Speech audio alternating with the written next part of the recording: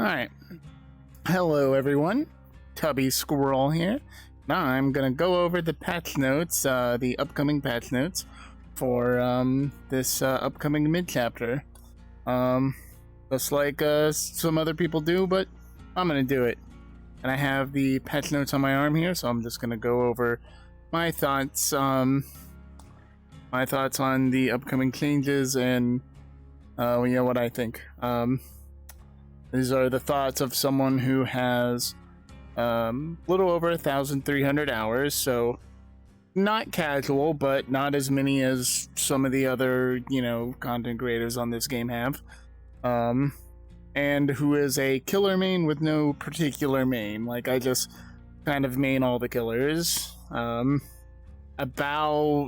80-20, maybe 85-15 in favor of killer main. So, but take my opinion with that in mind.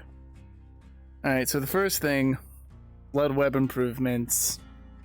And I just gotta say, with the fact of blood, this first sentence here, who would have thought too many blood points could ever be a problem? And I was just thinking about that recently, the last couple days, of all the little things that added up to make this be a thing. It started with the bonuses you get for rank reset or grade reset. That was the first little bonus, and it's like, all right, that's a little more blood points each month. But not a huge amount more. It's like 10 to 20 extra games of blood points per month, roughly, right? And then they did the prestige rework, which cut down grind a little bit, and it made it so each additional chapter is now only an additional grind instead of being a multiplicative grind, right? Because now you just get the new characters to P3 and boom, you have everything again. Where before, you would have to unlock their shit, right? And then go back and unlock it on everyone else. So you have 20 characters, character number 21 comes out, you have to max them, and then go back on the 20 older characters and get their perks. Next character comes out, character number 22, you have to max them out and then go back to 21 other characters. Next character number 23, and now you have to get their perks on 22 characters, and then it just keeps going up and up. Now with the prestige rework, each grind is only an additional, not a multiplicative, where each new character adds more than the last. And then little stuff like the blood points on the free track of the Rift, that extra 5k 10k here or there adds up, and the roll incentives, which essentially lets you have an extra, either an extra survivor pudding or an extra escape cake every single match if you're playing the appropriate role. But there's a lot of little things adding up to make the grind shorter, and that is great. This first edition here, Blood Web Chain, is absolutely perfect. Essentially, you grab the node at the end of the blood web, like maybe there's a perk over here or something, or a Mori over there, and you just click on that and the blood, and it buys all the nodes you need to get it. Automatic purchase, which we saw the little gif of. You click the button in the middle and it just buys stuff for you. There's the button there.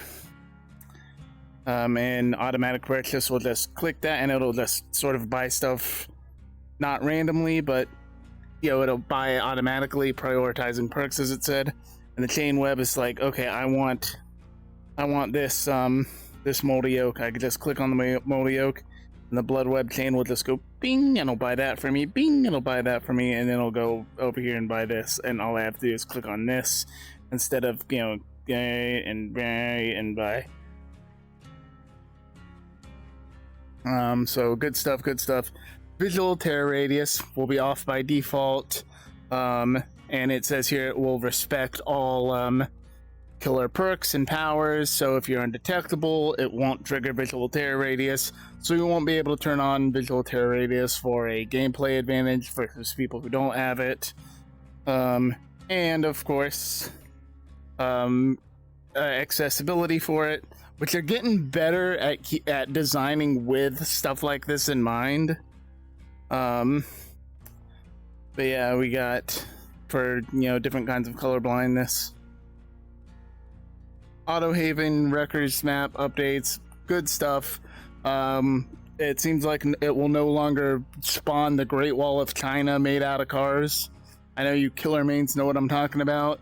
Sometimes you'll hear a survivor working on a gen like right on the other side of the fucking car wall, or you'll hear an injured survivor. But by the time you trek around this fucking, the Great Wall, but it's made of cars, they'll be off in Narnia land. And hopefully they address the map that, I don't know which one it is, but this map is shaped like a big dumbbell, like, right? It's got this itty bitty map and then a skinny hallway and then like a big chunk of the map. And it always spawns a 3-gen up in this little tiny section of map. And the only way into that section is through this choke point. And it's stupid easy to defend a 3-gen there, like stupid easy. We'll see if they do something about that map. I think it's one of the Autohaven maps.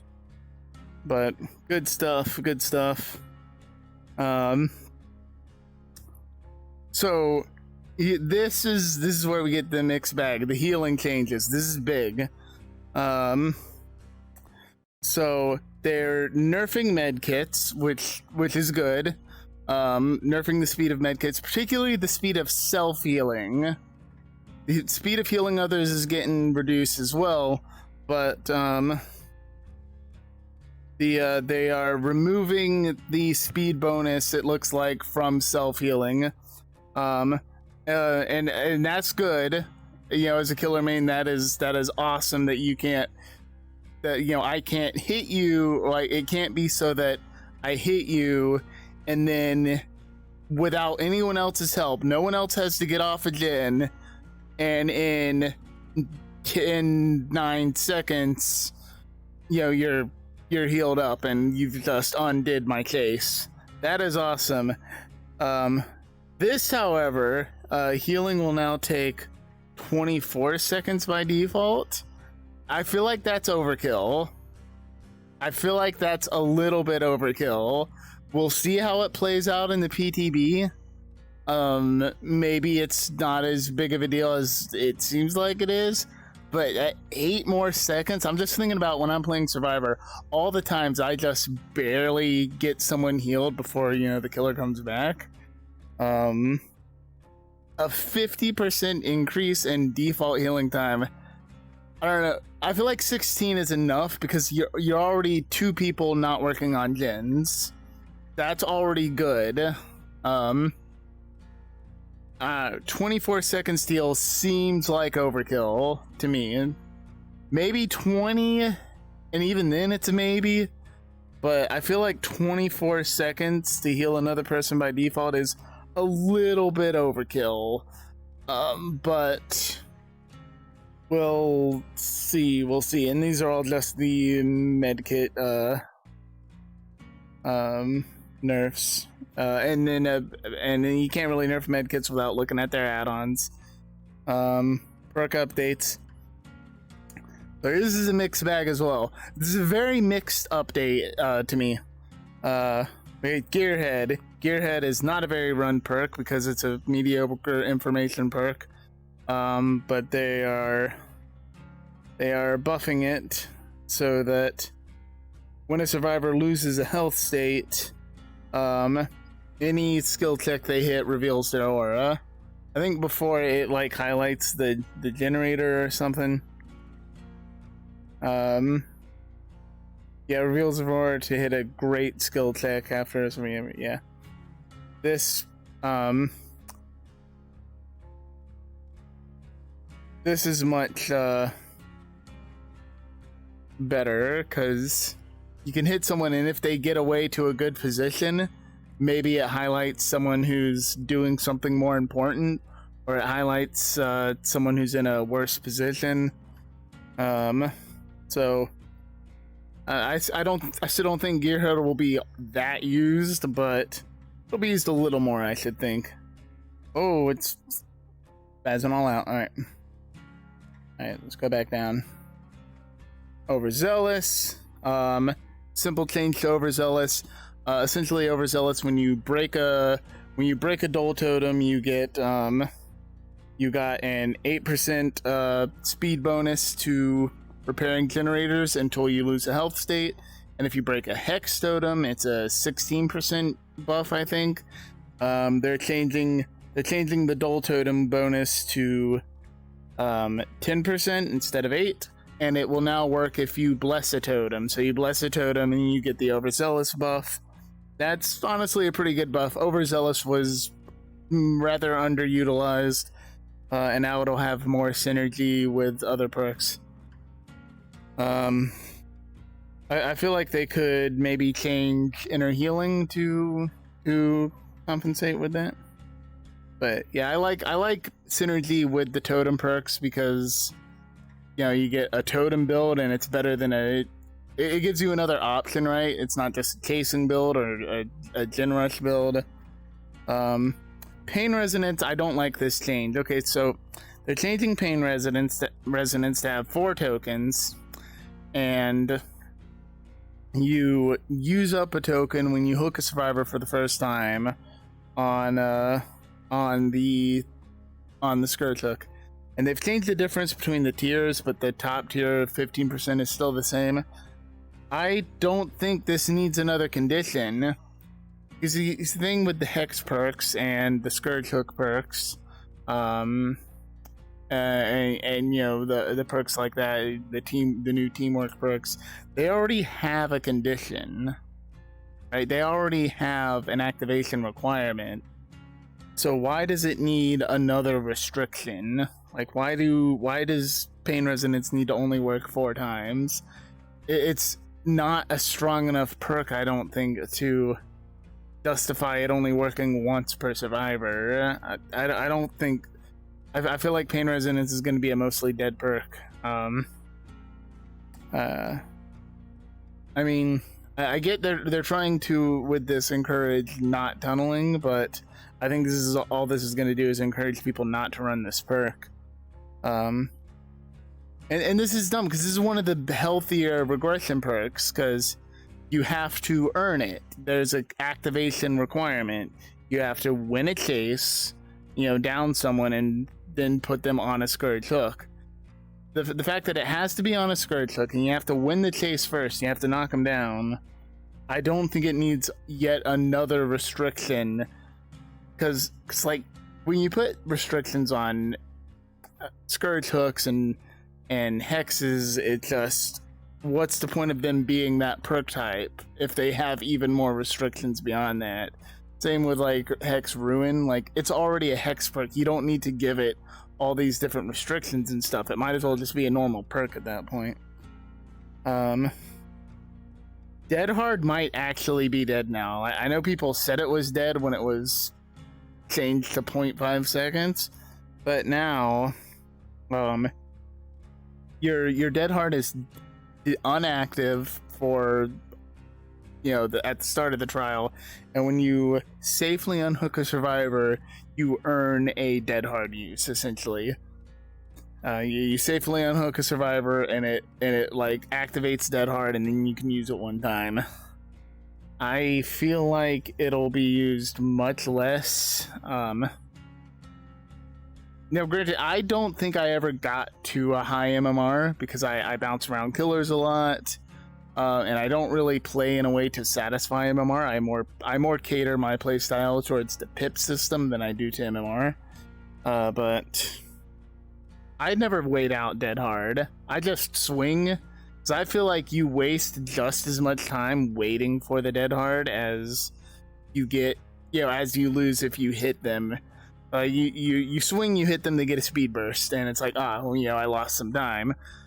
But you sitting there waiting to hit them, you're still losing time. Like, it's not much of a difference, really, to just hit them, lose, you know, the 10 or 12 seconds of the speed boost, than to, you know, sit there and wait 10 or 12 seconds to hit them. So I just swing.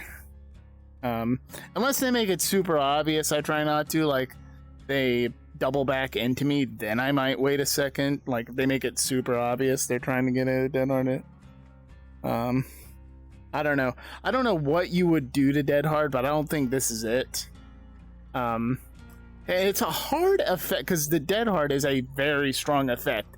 Being invincible, whether it's the old dead hard that was like being invincible for like 2 full seconds, or the new dead hard where you're invincible for 0.5 seconds, is a really fucking strong effect. So it's going to be really hard to balance. I don't know, this restriction, I feel like you might as well just rework dead hard to do something different. Just make it do something different, because this, I don't think it's going to be used anymore. Call of Brine is getting a nerf. I think it's a bit overkill, but Killer Main Bias, before the max regression was 200%, which is, for it's misleading, the regression on when on these perks. So 200% is really half. Currently, Call of Brine, you hit a generator with Call of Brine, it goes down at half the speed that a survivor works on it. By default, when you kick a generator, it goes down at 1/4 the speed of a survivor working on it. So they are nerfing Call of Brine so that it's 125% instead of 200. I think that's a bit overkill. I hate when they nerf a perk, right? And the new version of the perk, the 3rd tier, is weaker than the old 1st tier. Not that perk tiers should be a thing anymore anyway. But like, I feel like 150, maybe even 175 would have been a safer bet. But this is not even that strong unless you combo it with other perks. So I think 125 is a bit overkill. 150 minimum, I should think, because then it's at least 50% faster than just kicking a gen. I don't know that 25% is going to be enough to justify a perk slot. Alright.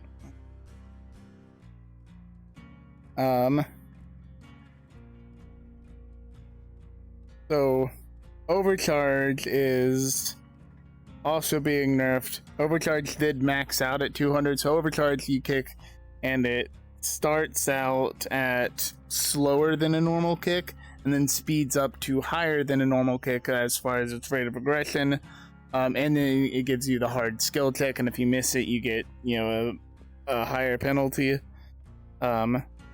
Its max was 200%, so its max was half of the speed that a survivor works on it, and it's being down to 130, and its start regression is 75 instead of 85.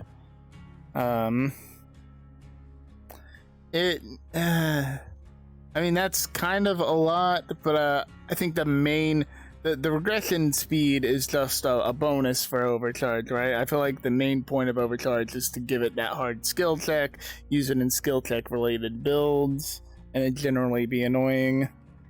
I think Overcharge will be okay. I think Overcharge will still kind of have its place. Maybe it's a little bit overkill, but we'll see. Boon Circle of Healing. This is a pretty good change, I think. Maybe they overdid it with the numbers. As a matter of fact, because of the way Circle of Healing works now, I think you could buff the numbers of it. But I've been saying for a while that Boon Circle of Healing should either be Boon's self-care or Boon Heal Others Fast. Currently, it's Boon Infinite Medkit, right? You go into the Circle of Healing zone, not only can you heal yourself as many times as you need to, but you heal other people faster. And I've always said that it should be one or the other. The boon shouldn't be allowed to let you have both. But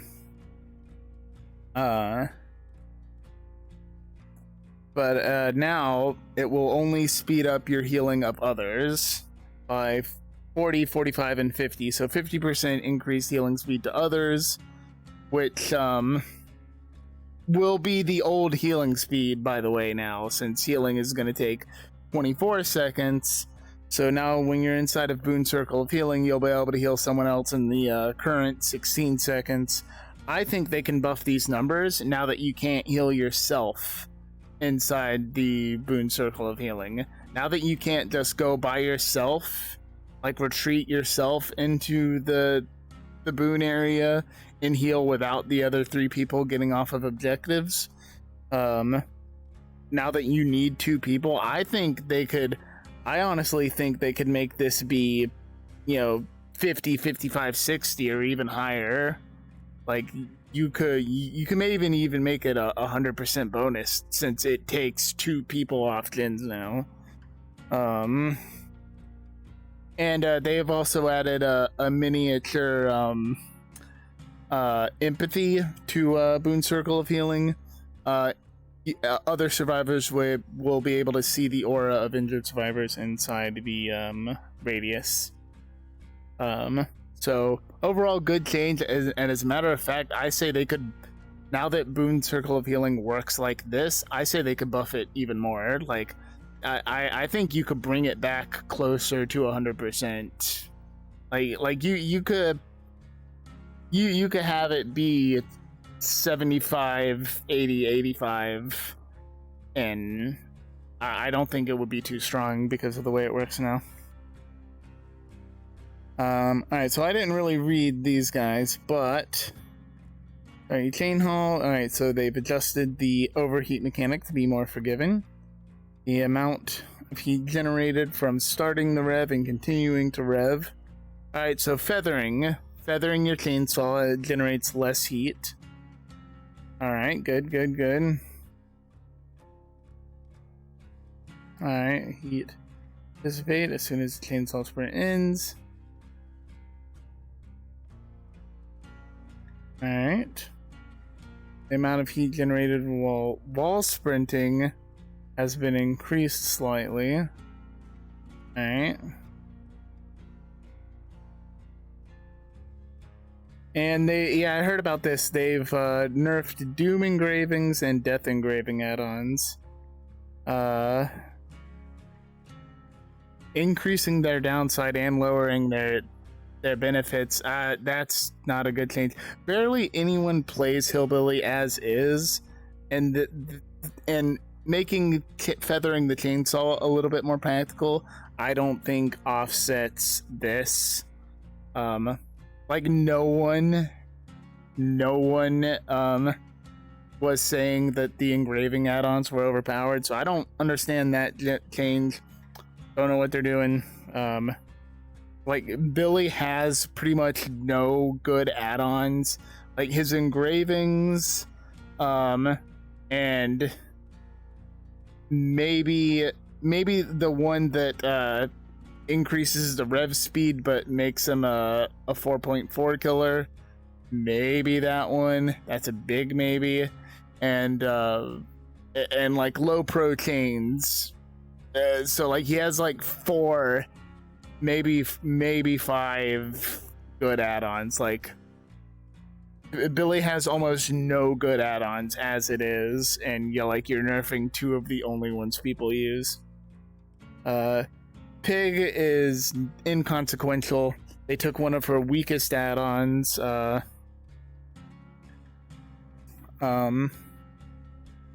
and buffed it a little bit. The one that increases your movement speed by while you're crouched was 6%. Now it's 10%. Very marginal buff. It'll still rarely be used, but it's nice for when you do use it. Oni add-on is also a barely consequential buff. The 2 add-ons that help you that let you move faster while you're absorbing blood, they're each 0.1 meters per second faster, which is nice. Sometimes when I play Oni, I slap on one of those add-ons because it's a nice little buff. A little thing to make it a little smoother, a little nicer to maybe like absorb some blood mid loop, like, you know, they fast vault, they drop a lot of blood, and you like absorb some of it while you're going around. Not a huge, barely consequential change, but nice for when you do run the add-on. Ah, crud. Ooh, lagging. Alright, so Nightmare, like sleep and blindness. I'm reading this for the first time, so Nightmare, Sheep Block, and Unicorn add-ons inflict blindness on servers who trigger a Dream Snare or Dream Palette. Yeah, because blindness mid-case isn't very strong. I mean, I guess if they're running Windows, then that's great, but you have no idea if they are. Alright, so increase the duration of the blindness status effect by 30 seconds. So now you're using those add-ons. If they get hit by a Dream Snare or a Dream Palette, the blindness will last longer.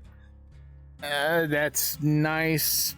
Blindness mid-case is not very strong though, so I can't imagine that those add-ons will see much more use. Executioner's Scarlet Egg, pretty much all of Executioner's add-ons are kind of dumb. The only two that aren't dumb are the range add-ons, and to some extent the add-ons that let the trails linger in the environment longer. So still no one is going to really be using the Scarlet Egg. Essentially, the Scarlet Egg increases the Killer Instinct duration when a survivor hits steps on a trail by 1.5 seconds. Now it's going to increase it by 3 seconds, which is nice, but for a purple add-on, it's still kind of a weak effect. I don't think anyone's going to be using this. Pinky Finger Clown is getting a nerf. Pinky Finger Clown is the iridescent add-on, and if you hit them directly with the bottle, they become exposed. Now it makes you have 3 less bottles. Before it made you had 2 less bottles. So by default, without another add-on to give you more bottles, you'll have 1 bottle. But it can currently still be stacked with the add-on that gives you another bottle. So before you have 4 by default, this took away 2 of them, so you only had 2, but you could still add 1 back on and have 3. But now it reduces it by 3, so you'll have 1 bottle by default. This I don't like. This is a baffling change to me. Bright light interaction removal. So essentially what this is saying is crud. Essentially what this is saying is that, you know, it's a kind of a known game mechanic that certain killers' powers have interactions with flashlights.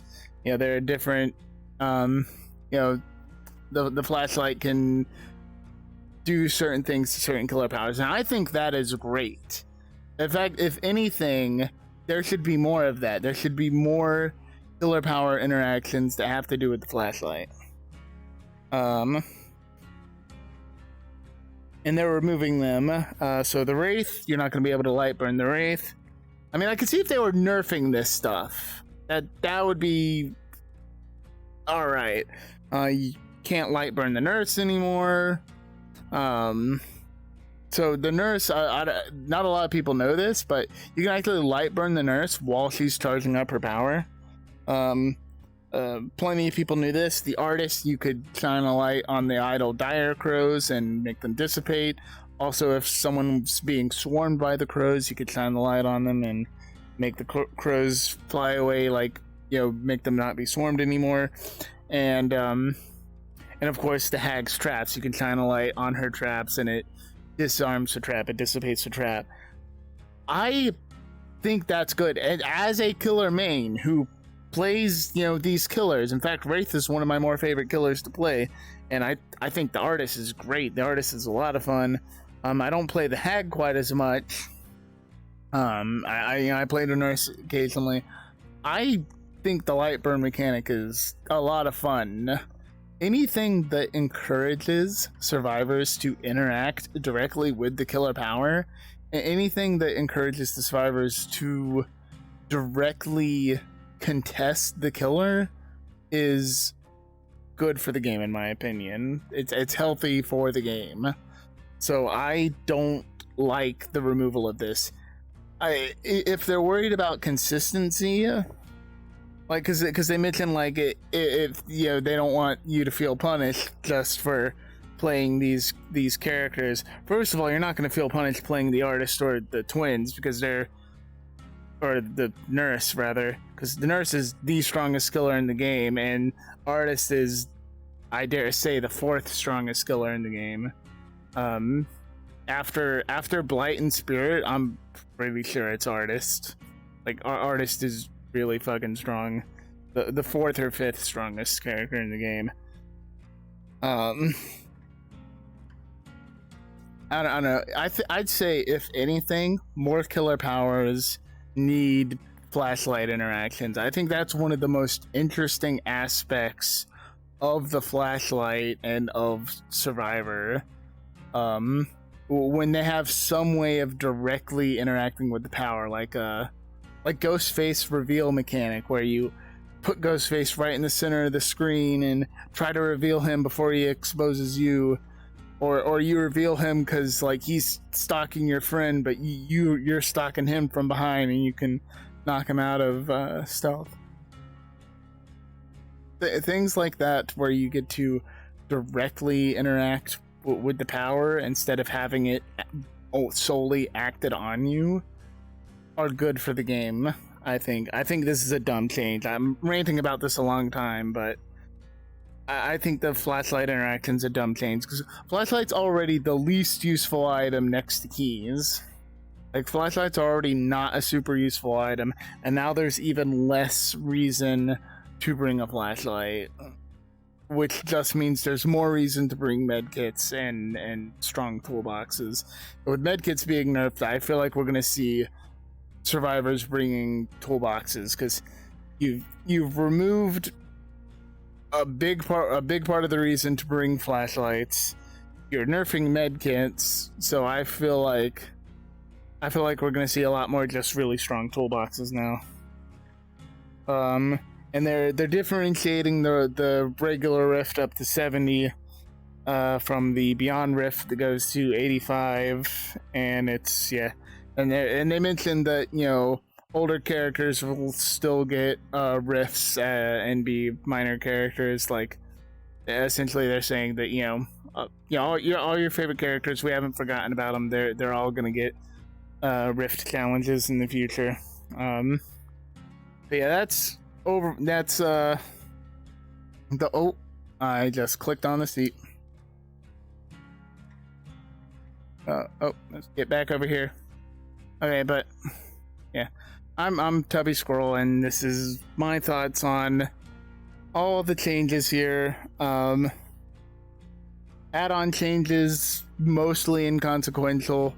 The changes to specific killers, the nerfing 2 of Billy's only good add-ons that already had a downside, and it's like they just don't want anyone to play Billy. The biggest disagreement on the perk changes is pain resonance. I don't think that needed a change. Overzealous, great change. Circle of Healing, great change. And I even say you could buff Circle of Healing now.